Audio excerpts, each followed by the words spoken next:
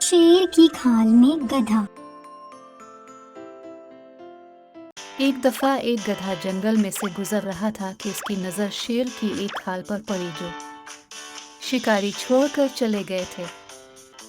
गधे ने शेर की इस खाल को पहन लिया और खुद को शेर जाहिर करने लगा और जंगल में चलने लगा। जंगल के तमाम जानवर गधे को शेर समझकर खौफजदा होकर भागने लग गए।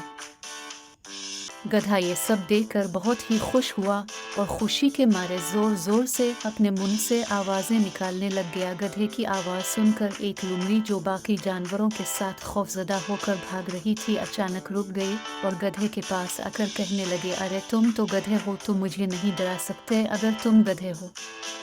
लुमड़ी की बात सुनकर सारे जानवर गधे के ऊपर हंसने लगे। यह देखकर गधे ने शेर की खाल को उतार दिया और सर झुकाते हुए शर्मिंदगी में वहां से चला गया।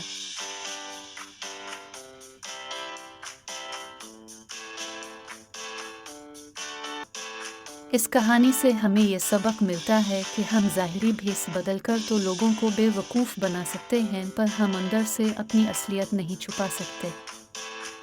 मज़ीद अच्छी अच्छी वीडियोज़ देखने के लिए हमारे चैनल को लाइक करें और सब्सक्राइब करें।